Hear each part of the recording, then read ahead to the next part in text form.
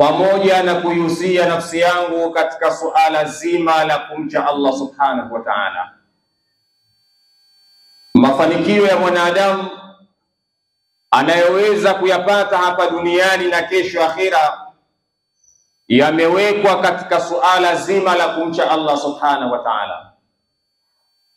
Na wanawachuoni wametueleza maana ya taqwa Allah hiya tuhaddilu alhalala wa tuharrimu alharama, ni kuhalalisha yale yote aliyoyahalalisha Allah subhanahu wa ta'ala na kuharamisha yale yote aliyoyaharamisha Allah subhanahu wa ta'ala. Ndugu zangu, Mwenyezi Mungu mtukufu subhanahu wa ta'ala ndani ya Qur'ani anasema, wa in ta'uddu ni'matallahi la tuhsuha, kama mtaanza kuzihesabu neema za Allah subhanahu wa ta'ala zilizokuwa juu yenu, mlizoneemeshwa na Allah subhanahu wa ta'ala, kamwe hamuwezi kudhibiti hesabu yake. Ndugu zangu, kawaida ya mwanadamu anapopewa neema na Allah subhanahu wa ta'ala lazima akumbuke kurudisha shukurani kwa Allah subhanahu wa ta'ala. Ndio maana Mwenyezi Mungu mtukufu subhanahu wa ta'ala alipokuwa anamuelezea Luqman, walaqad atayna Luqmana alhikmata anishkur lillah, Mwenyezi Mungu anasema kwa hakika tulimpa Luqmani hekima ili amshukuru Allah subhanahu wa ta'ala. Na tunajua hekima ni katika miongoni mwa neema kubwa za Allah subhanahu wa ta'ala. Yu'til hikmata man yasha wa man yu'tal hikmata faqad utiya khairan kathira, yule ambaye aliyepewa hekima na Allah subhanahu wa ta'ala, Mwenyezi Mungu anasema kwa hakika amempa neema zilizokuwa kubwa kabisa. Kwa hiyo Mwenyezi Mungu alipojua ya kwamba amempa neema ya hikma Luqmani, akasema walaqad ataina Luqmana alhikmata anishkur lillah, tulimpa neema ya hikma Luqmani ili aweze kumshukuru Allah subhanahu wa ta'ala. Wa man yashkur fa innama yashkuru li nafsi, yule ambaye atakayepewa neema na Allah subhanahu wa ta'ala kisha akakumbuka kushukuru katika neema ile aliyogewa na Allah subhanahu wa ta'ala, Mwenyezi Mungu anasema mtu huyo anashukuru kwa ajili ya nafsi yake yeye mwenyewe. Mwenyezi Mungu sio muhitaji wa shukrani zetu, wala Mwenyezi Mungu ana haja na shukrani zetu. Wa man yashkuru fa innama yashkuru li nafsi, yule ambaye atakayeshukuru anashukuru kwa ajili ya nafsi yake yeye mwenyewe. Kwa hiyo kila mmoja aliyekuwepo hapa anazo neema alizogewa na Allah subhanahu wa ta'ala. Na Mwenyezi Mungu ndani ya Qur'ani anasema, la in shakartum la azidannakum, lau kama mtakumbuka kumshukuru Allah subhanahu wa ta'ala, Mwenyezi Mungu atakuzidishieni katika neema zake alizokuwa amewaneemesha. Kinyume chake, mwanadamu anapokuwa amegewa neema na Allah subhanahu wa ta'ala, kisha mwanadamu akawa hajakumbuka kumshukuru Allah subhanahu wa ta'ala katika neema aliyopewa, Mwenyezi Mungu anaweza kumnyang'anya ile neema, au Mwenyezi Mungu anakuwa hawezi kumuongezea katika neema, kwa sababu mwanadamu hajakumbuka kurejesha shukurani kwa Allah subhanahu wa ta'ala. Kwa hiyo shukurani ni jambo kubwa sana mbele ya Allah subhanahu wa ta'ala katika neema mbalimbali alizokuwa ametuneemesha. Al-Imam Ali karramallahu wajha ana maneno yake anasema, inna an-ni'mata mawsulatun bishukri, neema yoyote aliyogewa mwanadamu inatakiwa iambatane na shukurani. Washukuru mutaalliqu bilmazidi, na mwanadamu anapokuwa amekumbuka kumshukuru Allah subhanahu wa ta'ala, mwanadamu akawa ni mwingi wa kushukuru, atambue ya kwamba atazidishiwa na Allah subhanahu wa ta'ala pale ambapo anapokuwa anamshukuru Allah subhanahu wa ta'ala. Walan yanqati almazidu min Allah, na haiwezi kupungua ziada kutoka kwa Allah subhanahu wa ta'ala, hatta yanqati ashukru min alabdi, mpaka mwanadamu atakapokuwa ameacha kumshukuru Allah subhanahu wa ta'ala. Maana yake ni kwamba pale ambapo mwanadamu anapokuwa ameneemeshwa kwa neema mbalimbali na akakumbuka kumshukuru Allah subhanahu wa ta'ala, ajue ya kwamba ataendelea kuzidishiwa katika neema aliyokuwa nayo, kwa sababu shukrani imeambatana na ziada. Yani unapomkumbuka Allah subhanahu wa ta'ala, Mwenyezi Mungu anajua mja wangu amenikumbuka na anashukuru katika neema niliyompa, Mwenyezi Mungu anakuzidishia katika neema uliyokuwa nayo. Lakini ziada inaweza ikakoma, ziada inaweza ikasita kutoka kwa Allah subhanahu wa ta'ala pale ambapo mwanadamu atakapokuwa ameacha kumshukuru Allah subhanahu wa ta'ala. Mwenyezi Mungu ndani ya Qur'ani anasema, wa khalilun min ibadi yashkur, wachache sana katika waja wangu ndio ambao wanakumbuka kumshukuru Allah subhanahu wa ta'ala. Wa qalilun min ibadi yashkur, wachache wanakumbuka kumshukuru Allah subhanahu wa ta'ala. Ndugu zangu Waislamu, zipo neema mbalimbali Allah subhanahu wa ta'ala alizotupa. Miongoni mwa neema kubwa Allah subhanahu wa ta'ala aliyotupa ni neema ya kuwa na nchi iliyokuwa na amani. Hii ni katika miongoni mwa neema kubwa za Allah subhanahu wa ta'ala, na ukitaka kulijua kwamba hili ni neema kubwa kwa Allah subhanahu wa ta'ala, unaweza kuwatazama wale ambao walioondokewa na neema kama hii ya amani katika nchi mbalimbali. Watazame Sudani hivi sasa, maisha yao na hali yao waliokuwa nayo, na namna watu wanavyokufa kwa njaa, kwa machafuko. Tazama katika ardhi ya Gaza, maisha ya watu wa Gaza yalivyokuwa. Tazama katika nchi ya Kongo, tazama katika nchi ya Afrika ya Kati na baadhi ya nchi nyingi ambazo leo amani imetoweka. Kama ukienda kuwauliza wale ni kitu gani wanakitamani kwenye maisha yao kwa sasa, watakwambia ya kwamba neema wanayoitamani ni kitu kinaitwa amani. Kwa hiyo sisi wa Tanzania, Mwenyezi Mungu ametuneemesha kwa neema hii ya kuwa na nchi iliyokuwa na amani. Lakini sio nchi iliyokuwa na amani pekee, bali ni nchi iliyokuwa na kila kitu ndani yake. Waarabu Mwenyezi Mungu amewapa mafuta, lakini ardhi ya Waarabu huwezi ukaenda ukapanda mchicha ukamea katika ardhi ya Waarabu. Huwezi ukaenda Uarabuni ukaenda ukalima miogo ukapata miogo Uarabuni. Kuna baadhi ya neema Allah subhanahu wa ta'ala amewaondoshea, lakini Tanzania kuna kila kitu unachokijua wewe. Hii inaonyesha wazi kwamba tumeneemeshwa na Allah subhanahu wa ta'ala. Tukumbuke kushukuru katika neema hii tuliogewa na Allah subhanahu wa ta'ala, lakini pia tukumbuke ya kwamba thumma latusalunna yawma idhin 'anil na'im, tutakwenda kuulizwa kwa neema hii tuliogewa na Allah subhanahu wa ta'ala. Hatutoachwa bure ya jamaa. Mwenyezi Mungu yaumul qiyama hatotuacha bure, atatuuliza juu ya neema ya amani aliyotupa. Ni namna gani tuliweza kuitunza, ni namna gani tuliweza kuitunza nchi yetu kwa neema mbalimbali.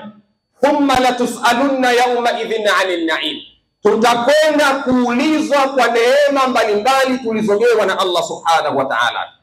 Mwenyezi Mungu ndani ya Qur'ani anasema, wa kum minashakirin, kuweni katika miongoni mwa watu wenye kumshukuru Allah subhanahu wa ta'ala. Wa kum minashakirin, kuweni katika miongoni mwa watu wenye kumshukuru Allah subhanahu wa ta'ala. Usiwe ni mtu ambaye unakufuru neema za Allah subhanahu wa ta'ala. Mwenyezi Mungu amekupa neema ya kuwa na nchi nzuri kama hii, kisha wewe ukawa ni sababu ya kuiondosha ile neema, kisha wewe ikawa ni sababu ya kupelekea machafuko, ile neema ikaondoka. Thumma latusalunna yawma idhin 'anil na'im, tutakwenda kuulizwa kwa neema hii tuliogewa na Allah subhanahu wa ta'ala. Ndugu zangu, nchi yetu ilipotoka na sasa tukiitazama, tutagundua kwamba tumegewa neema na Allah subhanahu wa ta'ala. Ukitazama miaka 50 au 60 nyuma iliyopita, na ukitazama maendeleo yaliyopatikana katika nchi yetu leo, unaweza ukaona namna gani Allah subhanahu wa ta'ala ametuneemesha. Waliokuwa watu wazima watakuwa wanakumbuka kidogo. Zamani ilifika hatua ukikutwa na sukari kilo 4 wewe unapata kesi ya uhujumu uchumi. Zamani ilikuwa inafikia mahala kipindi cha njaa watu wanakwenda kupanga foleni kwa ajili ya kusubiria unga wa njano. Zamani ilikuwa mwanamke anavaa kaniki, zile shuka nyeusi ndio ilikuwa nguo ya thamani. Wanaume walikuwa wanavaa vitambaa vya sanda, ndio maisha yaliyokuwa zamani, na mtu alikuwa anaonekana ndio mwenye heshima, ndio mwenye maisha mazuri. Hivyo ndivyo hali ilivyokuwa katika maisha ya nyuma. Zamani ilikuwa mtu akionekana ana baiskeli, anaonekana yeye ana maisha mazuri zaidi. Lakini tazama kiwango cha maendeleo na neema mbalimbali alizotuneemesha Allah subhanahu wa ta'ala tangu tulipotoka mpaka leo. Inawezekana kuna vijana wa leo ambao wanajiita Gen Z. Mimi napenda kuita Gen Zero, maana vijana wengi wanakuwa wajitambui, na ndio ukaona wale wazee wanawaona wamepitwa na wakati. Kumbe wao ndio wamepitwa na wakati, kwa sababu wazee wameona zama zilizopita na hizi wanaziona, lakini wao zama zilizopita hawajaziona. Kwa hiyo wanawaona wale wazee kuwa ni washamba, hawajui maisha, ila wao wanajiona ndio wajanja. Kumbe wao ndio wajinga. Kwa hiyo sio Gen Z, hawa ni Gen Zero. Ni vijana ambao wanakuwa hawajitambui. Ana ukikaa na watu wazima ukiwauliza nchi ilipotoka miaka 60 ya nyuma au 50 nyuma, miaka hiyo iliyopita, na ukitazama leo maisha yalivyo, je, usawa wake upoje? Ukiwauliza wazee watakwambia. Mimi kwa akili yangu ndogo, mpaka napata umri wangu, ilifika mahala kupata gari ya kutoka Buguruni kwenda kwetu Msanga Ngongere ilikuwa unakaa siku 2 stendi pale Buguruni unasubiria gari, na gari inasafiri wakati mwingine siku 2 mko njiani. Safari ya kutoka Buguruni kuelekea Msanga Ngongere siku 2, barabara mbovu haipitiki. Leo unatoka hapa unakwenda Msanga Ngongere kwa lisali moja, zamani siku 2. Zamani Bagamoyo inafika mahala gari moja ikipita na safari siku ya kwenda mjini hauna, labda utembee kwa mguu. Leo unafanya choice ya kuchagua, unaingia kwenye simu, una boti, pikipiki, bajaji, gari, unataka nini? Hata chakula unaweza kuagiza ukiwa nyumbani kwako. Maana yake nchi imepiga hatua. Hizi ni neema za Allah subhanahu wa ta'ala. Wa kun minash shakirin, kuweni waja wenye kumshukuru Allah subhanahu wa ta'ala.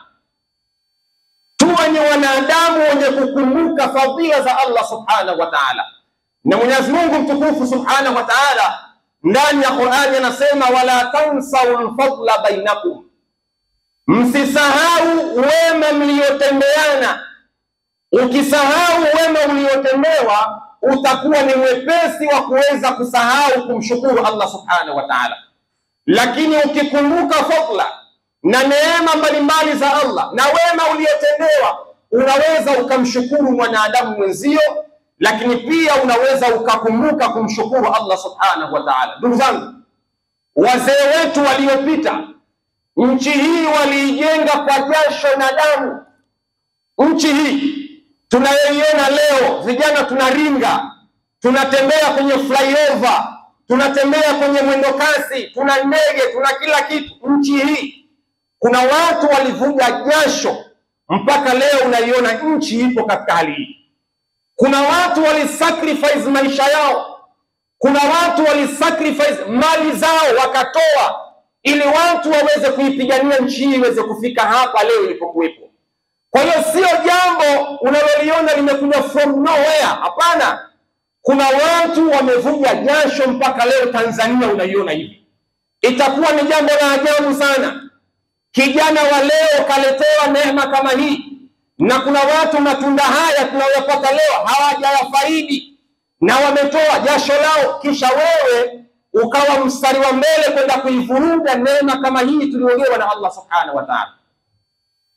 Thumma la tusalunna yawma idhin 'anil na'im, tutakwenda kuulizwa vijana wenzangu ni kwa namna gani tuliitumia neema hii ya Allah subhanahu wa ta'ala. Wala tansau fadla bainakum, msisahau wema mliotendeana. Ndugu zangu, nchi yetu ilipotoka huko nyuma, nyinyi mnafahamu, baadhi ya watu ilikuwa ikionekana anamiliki gari, ilikuwa mtu huyo ni mhujumu uchumi. Lakini leo mtu ana magari 4, 5. Tunazungumzia miaka ya mbali sana. Juzi hapa mheshimiwa alofariki juzi mpaka anaingia Mama Samia, ilifika mahala wafanyabiashara walihama katika nchi hii. Ilifika mahala kuna baadhi ya watu wakahama katika nchi hii, wakakimbia katika nchi nyingine. Lakini Allah subhanahu wa ta'ala kwa uwezo wake, huyu mama kiongozi wa nchi akawarejesha katika nchi. Wa kun minashakirin, tuwe ni waja wenye kumshukuru Allah subhanahu wa ta'ala. Wala tansau fadla bainakum, msisahau wema mnaotendeana, msisahau wema mnaotendeana. Ilifika mahala hapa mtu ulikuwa kama una 5,000 wakati wa mjomba, kila mmoja anajua una 5,000 ulikuwa unaiheshimu. Ilifika mahala hapa kila mtu alikuwa analalamika upande wake. Ilifika mahala hapa ilikuwa hakuna kusema fyoko, watu wote walikuwa kimya. Lakini baada ya hapo alipoingia rais huyu, kila mmoja akawa yuko huru anafanya biashara zake, watu wakafunguliwa akaunti, wengine waliokuwa nje wakakimbia wakarudi, ambao hawakulipwa wakalipwa. Wa kun minashakirin, tuwe ni waja wenye kumshukuru Allah subhanahu wa ta'ala. Tusisahau fadhila tunazofanyiana, tusisahau wema tunaotendeana. Lakini ajabu ya wanadamu, yule aliyekuwa anawafanyia wema na ndio huyo leo wanamfanya kuwa adui, lakini mbaya zaidi wanataka kwenda kumwangamiza. Wa kun minashakirin, tuwe ni waja wenye kumshukuru Allah subhanahu wa ta'ala. Wala tansau alfadla bainakum, msisahau wema mliotendeana. Lau kama ukimuuliza mtu, bwana hebu niambie, kwani wewe huyu kakufanya nini? Mtu majibu ya msingi yana, bali ile chuki tu aliyokuwa nayo. Na kimsingi ni kwamba katika sunna ya maisha hakuna anayeweza kuwaridhisha watu wote. Sayyiduna Ali ana maneno yake anasema, ridha nnas ghayatun la tudrak, kuwaridhisha wanadamu wote haiwezekani, impossible, not at all, haiwezekani. Hata mimi hapa ni imamu, kuna mtu hapa anamchukia from nowhere, sijamkosea wote, lakini anamchukia. Sasa usijiulize kwa nini anamchukia, ndio mwenendo wa wanadamu. Yani kuna mtu anakuchukia bila sababu na kuna mtu anakupenda bila ya sababu. Sasa mchukie mtu kuwe na sababu, lakini unatazama unaona mtu namna alivyokuwa amepambana. Nyinyi mnajua katika nchi kuna baadhi ya watu hapa, wengine walikimbia katika nchi, walipigwa risasi wakakimbia wakaenda kuishi uhamishoni. Huyu mama alipoingia akaja akamrudisha na akamlipa stahiki zake ambaye alinyimwa na yule mtangulizi. Lakini leo kinachotokea ni nini? Wala tansau fadla bainakum jamaa, tusisahau wema tunaotendeana. Nani alikuwa anaongea hapa wakati wa mjomba? Ni nani alikuwa anasema fyoko hapa wakati wa mjomba? Tumesahau. Kwa kun minashakirin, tuwe ni watu wenye kushukuru na Bwana katika neema mbalimbali. Tusiwe ni watu wenye kushikiwa akili na kuweza kuingia barabarani kwenda kuharibu amani ya nchi hii. Sio sawa. Hii ni neema ya Allah subhanahu wa ta'ala tuliogewa. Tukiharibu neema hii kwa sababu ya kutofautiana mitazamo ya kivyama, mitazamo ya kidini, ya kikabila, thumma la tusalunna yawma idhin 'anil na'im, tutakwenda kuulizwa na Allah subhanahu wa ta'ala kwa hii neema tuliogewa na Allah subhanahu wa ta'ala. Ndugu zangu, ukisoma katika historia watu walitofautiana katika mitazamo mbalimbali. Wazee wetu nyuma, wakati wanapambania taifa hili, walikuwa wanatofautiana katika mitazamo mbalimbali, lakini haikufikia mahala wakawa wanaingia barabarani kwenda kuandamana kuharibu kile ambacho walichokuwa wamekitengeneza. Haijafikia hatua hiyo, haikufikia hatua hiyo. Lakini leo inawezekana watu wanatofautiana, na lazima tutofautiane, lazima tutofautiane. Ndio Mwenyezi Mungu alivyoumba, na haiwezekani tukakubaliana wote, haiwezekani. Lakini tunapokuwa tunatofautiana, maslahi ya nchi yetu iwe ni first priority, kiwe ndio kipaumbele cha kwanza kuilinda nchi yetu. Tusiwe watu wa kwanza kuiharibu nchi yetu, tumeijenga kwa gharama kubwa. Juzi tumeona hapa vijana wanaingia barabarani wanaharibu mwendo kasi. Juzi tumeona hapa vijana wanaingia barabarani wanavunja maduka ya watu. Juzi tumeona hapa vijana wanakwenda kuchoma nyumba za watu. Juzi tumeona hapa vijana wanaingia kwenye majumba ya watu wanawakata watu vidole wanakwenda kupiga kura. Nchi hii haikufikia kwenye kiwango hiko bado.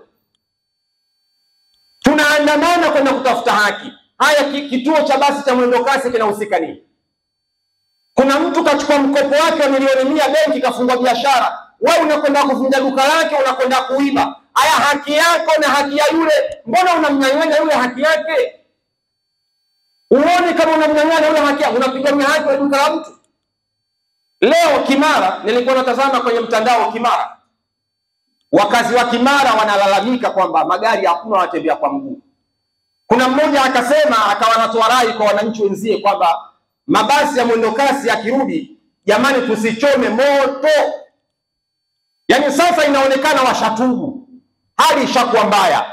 Kwa kila mmoja anaona ile neema ikishamuondoka ndio anajua kwamba ala, kumbe ile ilikuwa ni neema. Mkiwa nayo hamuioni. Leo mnaona tuna amani hapa, lakini ikiondoka ndio mtajua umuhimu wa amani.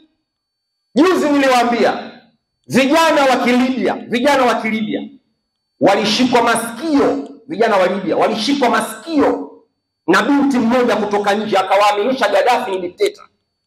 Ninyi wote mnakumbuka, wakawaaminisha Gaddafi ni dikteta na wanaishi maisha magumu, hali ya kuwa hakuna nchi Afrika hii hata Ulaya waliokuwa wanaishi maisha mazuri kushinda Libya. Wale vijana walipohamasishwa kwenye mtandao, wakaingia barabarani kuanzisha maandamano.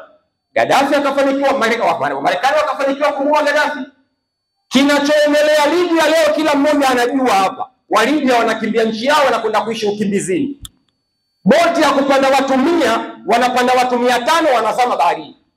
Wakati walikuwa wanapewa nyumba bure, afya bure, elimu bure, takwa, kila kitu ilikuwa bure. Lakini wakashikiwa akili, wakaiharibu nchi yao.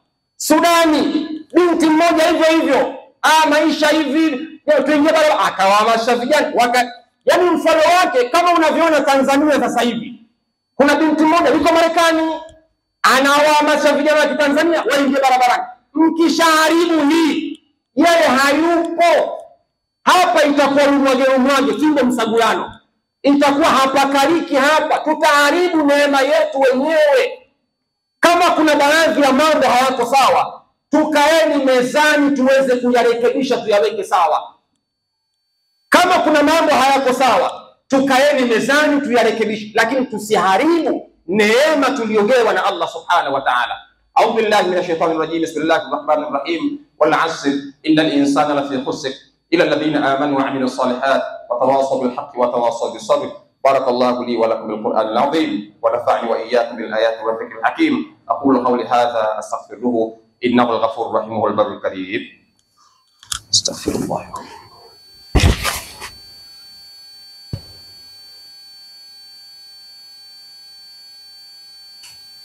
Wassalatu wassalamu ala rasulillah wa ala alihi wa sahbihi wa mawala, amma ba'd.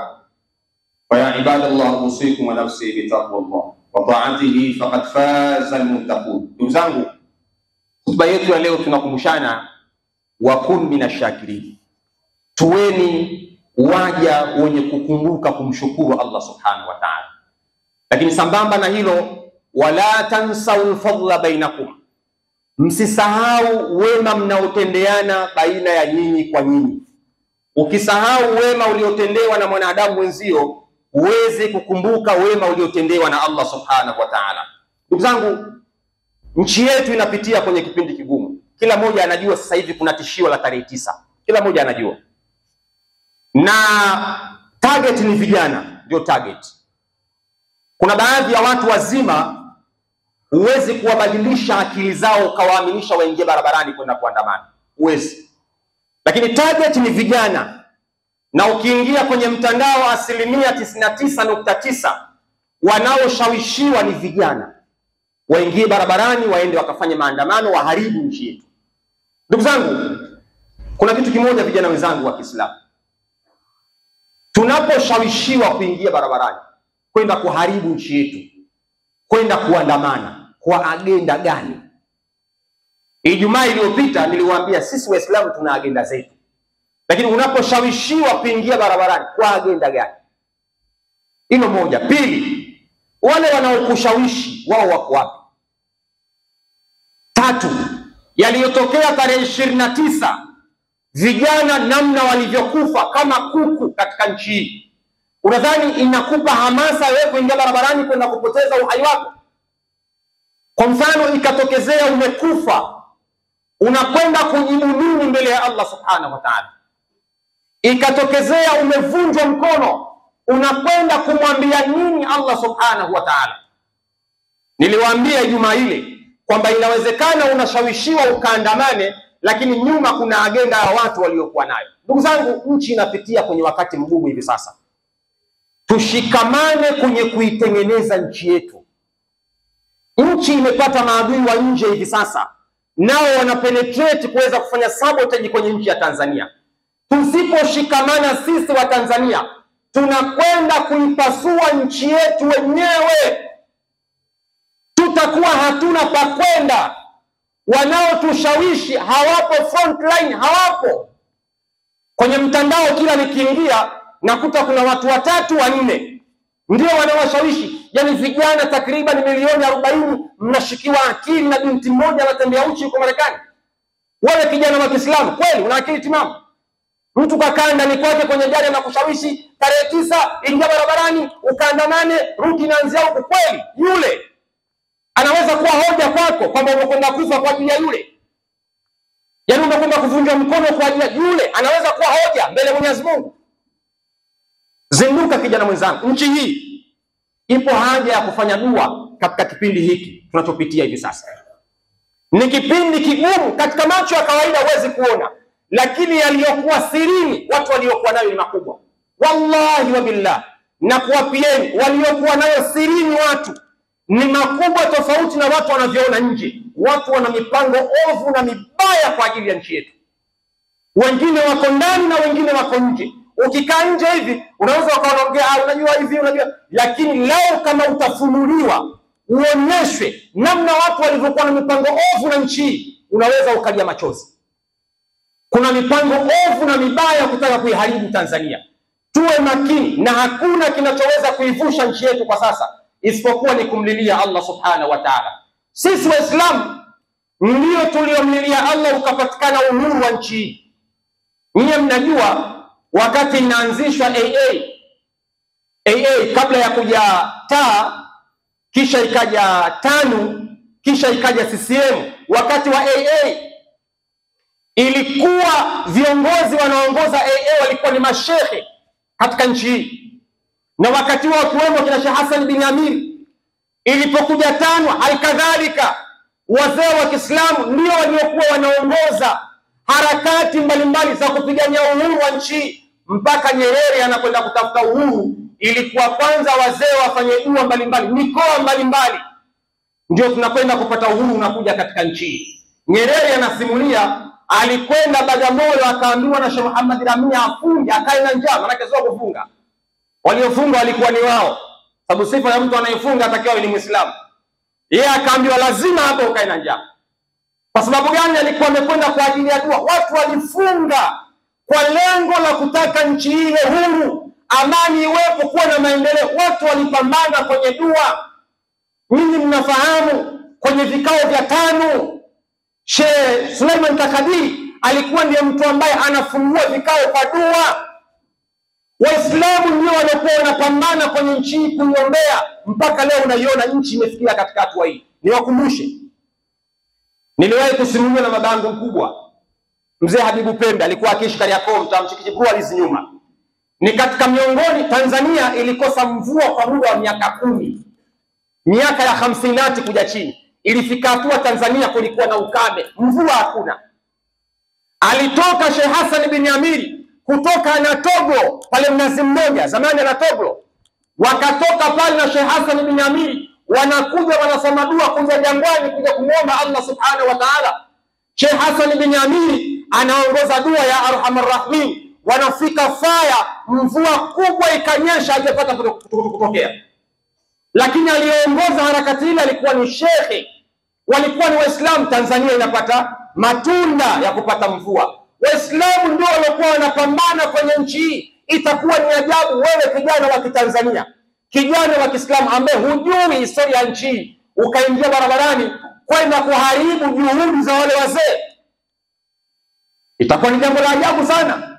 Kina Sheikh Haidar mwenye mvua, kila mmoja anajua historia ya nchi, waliokuwa wanakaa kila Alhamis kumuomba Mwenyezi Mungu nchi iwe na amani. Kulikuwa na watu hao walikuwa wakitaka na Mungu ndo kataka. Yaani hii Dar es Salaam na Tanzania mnayoiona leo, kulikuwa na watu wakimwelekea Allah nchi iwe na amani, na Mungu ndo kataka hivyo hivyo. Namna walivyokuwa wacha Mungu, walikuwa ni wazee wa Kiislamu. Kwa hiyo tunapozungumzia amani na ustawi wa nchi yetu na namna walivyopambana wazee wetu, unazungumzia Waislamu. Hatuwezi sisi kuharibu kazi tuliyoifanya wenyewe. Kwa ndugu zangu, kipindi hiki tunachopitia, ipo haja ya kumlilia Allah subhanahu wa ta'ala. Maadui ni wengi, wa ndani na wa nje, lakini tunaamini kumwelekea Allah subhanahu wa ta'ala inaweza ikawa ni sababu tukavuka salama. Leo wewe una uwezo wa kukimbia, kuna vipofu hawana uwezo wa kuona, watakwenda wapi wale? Kuna walemavu toka nje hapo, hawezi kutembea, yakitokea hapa ya kutokea, watakimbiaje wale? Kuna watoto wadogo maskini ya Mungu, wale nao itakuwaje? Kuna wazee, kuna wanawake, itakuwaje? Idha aradta an taf'ala amran fatadabbar aqibatahu, ukitaka kulifanya jambo tazama mwisho wake utakuwaje. Unakwenda kuharibu, kikinuka, je watoto wangu, je wale walemavu, itakuwaje? Tumwelekeni Allah subhanahu wa ta'ala, na Mwenyezi Mungu ashindwe jambo. Hata Ayubu alayhi salam alipopatwa na mtihani, alimwelekea Allah subhanahu wa ta'ala, wa Ayuba idh nada rabbahu anni massani dhur wa anta arhamur rahimin. Mwenyezi Mungu, nimepatwa na mtihani, lakini wewe ndio arhamur rahimin. Na hii arhamur rahimin ndiyo maneno ambayo Sheikh Hassan bin Amiri alikuwa anayatumia kutoka na Togo kuja jangwani kuomba mvua. Kabla hajafika mvua ikateremka, kabla hajafika mvua ikateremka kubwa, na toka hapo Tanzania ikawa inapata mvua katika vipindi vyake. Lakini sio hivyo tu, wako baadhi ya watu walipata msaada na nguvu ya Allah subhanahu wa ta'ala kwa sababu walimuelekea Mtume Muhammad sallallahu alayhi wa alihi wasallam katika vita ya Badri. Tunajua Waislamu walikuwa 314, riwaya nyingine 313, makafiri walikuwa 1200 huko, lakini Waislamu walishinda ile vita. Mwenyezi Mungu anasema wama ramaita idh ramaita walakin Allah rama. Mtume alikuwa anachukua mchanga anamwaga kuwamwagia makafiri, ule mchanga ukawa ni silaha. Watu wakawa wanaona kama mchanga Mtume anamwaga, lakini Mwenyezi Mungu anasema wama ramaita idh ramaita walakin Allah rama. Haukutupa Mtume isipokuwa sisi ndio tumetupa. Maana yake mkimwelekea Allah, Mwenyezi Mungu anaweza kusambaratisha kikundi chochote kiovu. Kam min fi'atin qalilatin ghalabat fi'atan kathiratan biidhnillah. Kuna makundi mangapi madogo yaliweza kuyashinda makundi makubwa kwa msaada wa Allah subhanahu wa ta'ala. Kwa hakuna la kufanya kama walivyofanya wazee wetu, ni kumwelekea Allah subhanahu wa ta'ala. Sasa hivi kuna kesi zipo nje ya nchi kwenye mahakama za kimataifa. Pakiharibika huko imeharibika Tanzania, pakiharibika huko imeharibika Tanzania.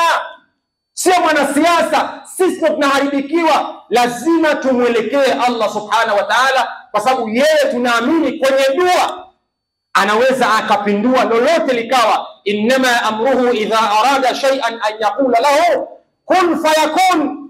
Lakini pia tusiache kumwombea dua rais wetu. Hatuwezi kumlaani kwa sababu ndio rais wetu. Akiharibikiwa yule, tumeharibikiwa sisi. Yule akiharibikiwa, tumeharibikiwa sisi. Tumuombeeni dua na yule. Mwenyezi Mungu ampe busara, hekima, namna ya kuliunganisha taifa. Na uzuri wake amesema maridhiano, mikono yangu ya maridhiano nimenyosha. Muda wote tukae. Kuna sehemu hapo sawa, tuweke sawa. Lakini Waislamu tusiharibu nchi yetu. Tumeijenga kwa gharama kubwa, mfano wake hakuna. Na sisi Waislamu, sisi wazee wetu ndio waliopambana. Nyinyi mnajua Nyerere alijenga nyumba hapo Magomeni. Walampa nyumba Waislamu. Nyerere alikuwa anakula bure katika nchi. Alikuwa anakwenda Kariakoo, anapita kwenye genge la Uislamu, anachukua hapa, vyakula vinakwenda nyumbani. Nyerere alikuwa akishonewa nguo na wazee wa Kiislamu. Nyerere alikuwa analindwa na Waislamu. Nyinyi mmesahau. Iweje leo Waislamu tuwe mstari wa mbele kwenye kuibomoa nchi yetu? Tunaweza tukawa tunakosea, lakini hatuwezi kufikia kiwango cha kuibomoa nchi yetu. Inshallah tumuombe Allah subhanahu wa ta'ala atujalie min alladhina yastami'una alqawla fayattabi'una ahsana. Inna Allaha wa malaikatahu yusalluna 'ala an-nabi ya ayyuhalladhina amanu sallu 'alayhi wa sallimu taslima. اللهم صل وسلم على سيدنا محمد أمير المؤمنين سيدنا أبو بكر الصديق وعمر الفاروق وعثمان ذي النورين وعلي بن أبي طالب. ربنا تقبل منا إنك أنت السميع العليم وتب علينا يا مولانا إنك أنت التواب الرحيم. ربنا آتنا في الدنيا حسنة وفي الآخرة حسنة وقنا عذاب النار وعذاب الدين وعذاب يوم القيامة. اللهم اغفر المؤمنين والمؤمنات والمسلمين والمسلمات الأحياء منهم والأموات. وصلى الله على سيدنا محمد وعلى آله وصحبه وسلم والحمد لله رب العالمين. Mwisho na kumshana baada ya sala kutakuwa na dua kama tulivyotangaziana Ijumaa iliyopita ya kuiombea nchi yetu utulivu na amani ili Mwenyezi Mungu aweze kutuvusha salama. Kwa hiyo tunaomba sote baada ya sala tukae tutulie, tuweze kushirikiana kuiomba dua hiyo, na kila mmoja ana ya kwake, tumuelekee Allah subhanahu wa ta'ala. Aqimis salat. Allahu akbar. Ashhadu an la ilaha illa Allah. Ashhadu anna